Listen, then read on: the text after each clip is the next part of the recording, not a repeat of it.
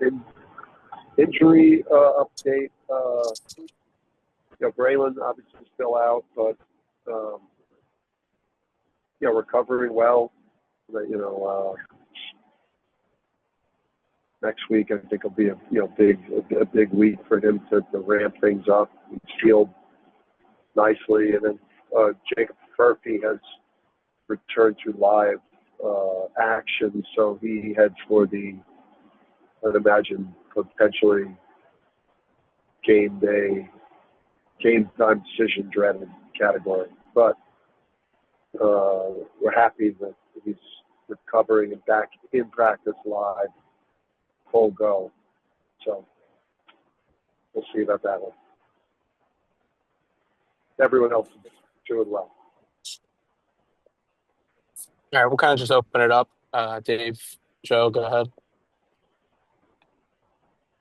Dan, obviously BYU is hardly a one-man show. A lot of talent out there, but it seems like AJ could be a particularly tricky matchup for you guys as a 6'9" guy who can do what he does. Is that a real concern of yours as far as a matchup for you? And is this a chance for a Jalen or a Jaden to maybe kind of make their mark as sort of those big wing defenders that you want them to be?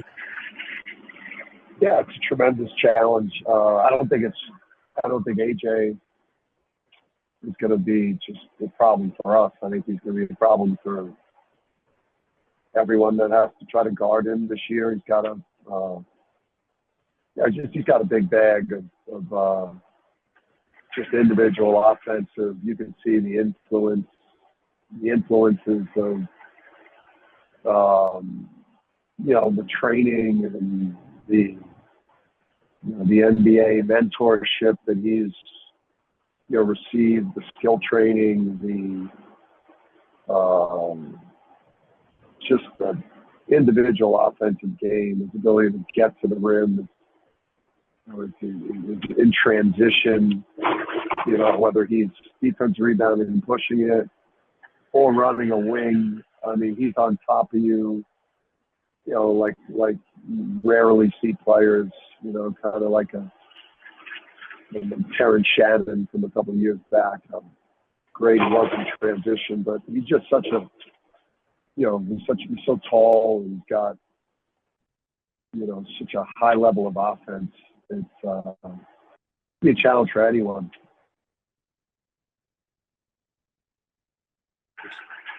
Dan, what do you tell the team going into this game? Obviously, it's the first big game, but you have a few of them. How much do you think the team is sort of feeling the big game vibe going into this one? Yeah, I think coaches and players,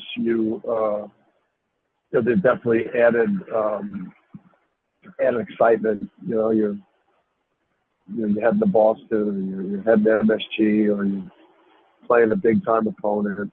It's got extra juice to it, and but that being said, I think we all go into these games. The preparation is the same. You don't change the way you practice. It's just the margins for error are a lot slimmer. You got to be razor sharp, because now when you play these type of teams and when we play against each other, and just everything gets exposed. The vulnerabilities, the strengths, that you really only see when you play teams like we're about to start playing starting Saturday.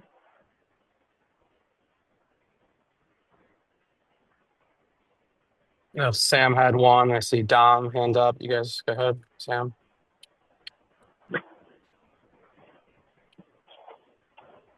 I lost them. Dom, go ahead.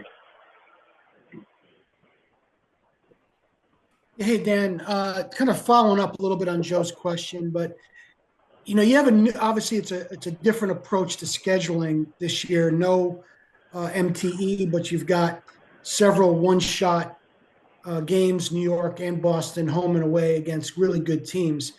How do you feel like that's going to set you up differently, or better, obviously, for the league season and beyond. What do you feel you're going to get out of this 6-game block of very interesting and very strong opponents? Yeah. So, Dom, I think with that one, you're going to get, you got to look at all different types of styles, like offensive systems, defensive principles, different types of roster constructions, different paces of play, different types of, coaching approaches.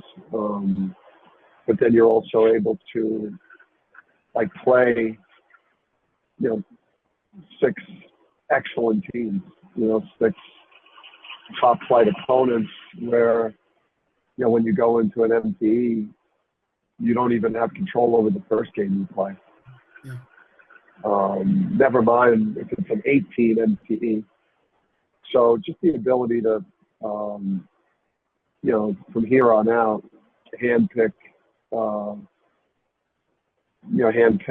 just the best opponents we could possibly play.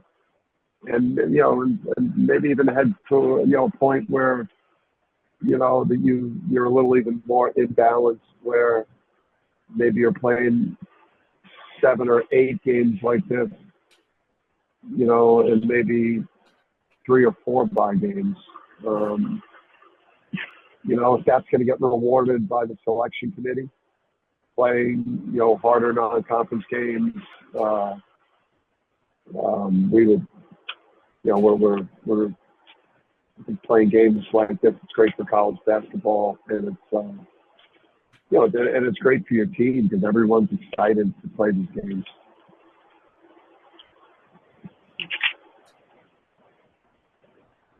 Go ahead, Jay.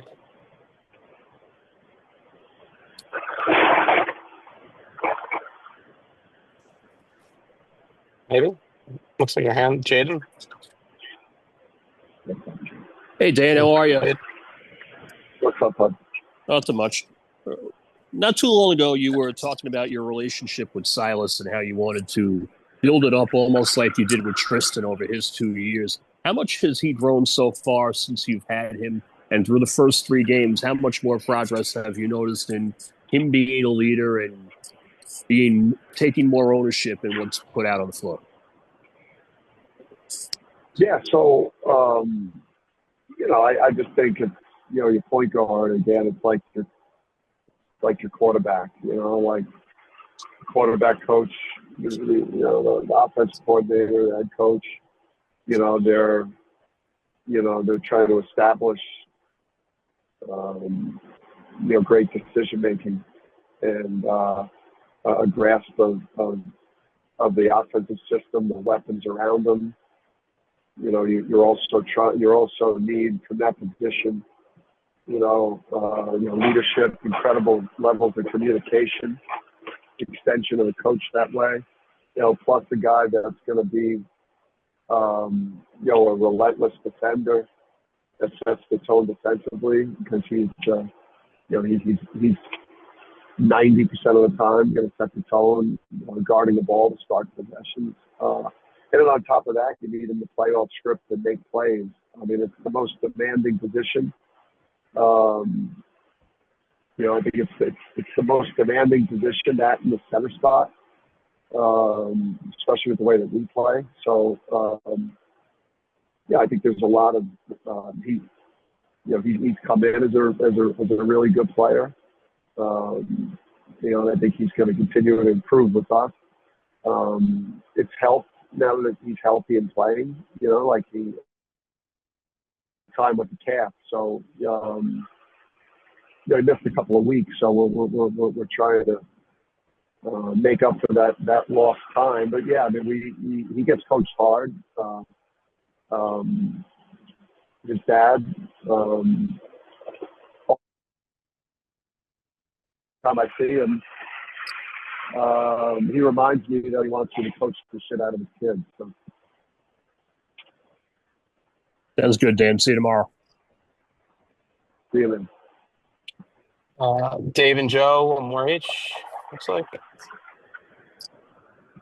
Yeah, just speaking of point guards, Robert Wright obviously had a real nice game against you guys last year. What does he bring to this team? And for that matter, the veteran there, Saunders. I mean, a 6'5" guy who can shoot like that. I imagine he's going to be a worry for you as well. Yeah, I mean, Richie Saunders and AJ. I mean, that's the best, wing tandem in the country in terms of firepower. And then, you add Baker to that. The way he could shoot it, score it, and an experienced player. And but then with Rob Wright, I mean, if you're on ball, if you're on ball isolation defense, if you're not, in a stance and fundamental, knowing where the help is, knowing where you want to send them. If your ball screen defense isn't, if your ball screen defense is leaky even a little bit with him, whether it's a flat, a side, a twist, whatever it is, he's going to expose you, get to the rim, get the roller, or get some of the three. So just his ability to create, off script, is just very dynamic, and you just got to keep your body between him and the rim. But yeah, I mean, he gave us fits last year. I was actually going to ask that question, but Dan, I'll go to the other guys. Obviously, both teams seem to have kind of a big three going, but how important are the other guys in the lineup going to be tomorrow night, and who do you expect to get a lot of action from? What was the last thing you said? A lot of what? I said action, but who do you expect to make an impact tomorrow? That's not, big three wise. Yeah, you never. I mean, listen, this is a critical growth solo. Jaden, Jalen, in terms of their growth as defensive players for us. Again, like Silas, big reason why we recruited him. Beyond what he's able to do for us offensively, creating is, to be able to guard, to be able to do a good job guarding guys like Rob Wright, Malachi, just our perimeter defense. And last year, our perimeter defense was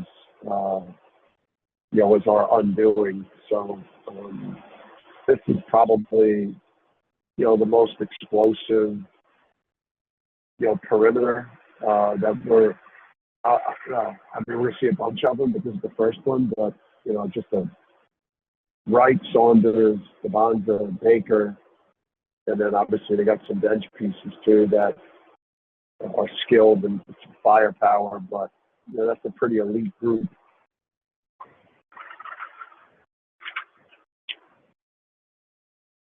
Last one from sorry, Joe. Last one, Dom, close us out.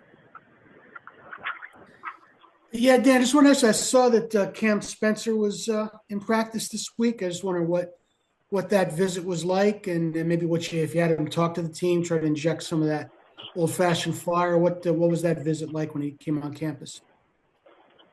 Yeah, it was great. It was great seeing Cam. Cam got a chance to hang out with the boys and the coaches, and then Cam is not a man of a lot of words. He's more of a man of action. I think he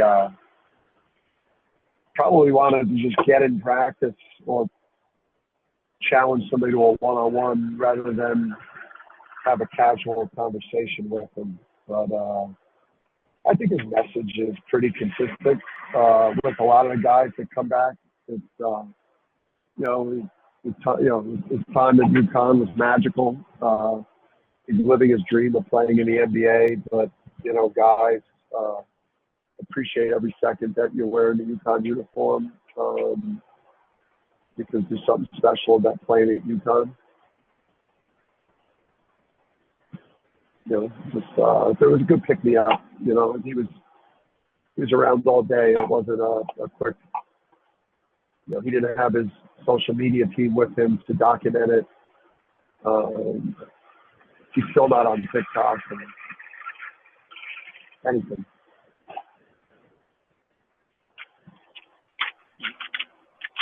All right. I think that's all we got. Thanks, Coach. From Boston. All right, y'all. See ya. Here we go.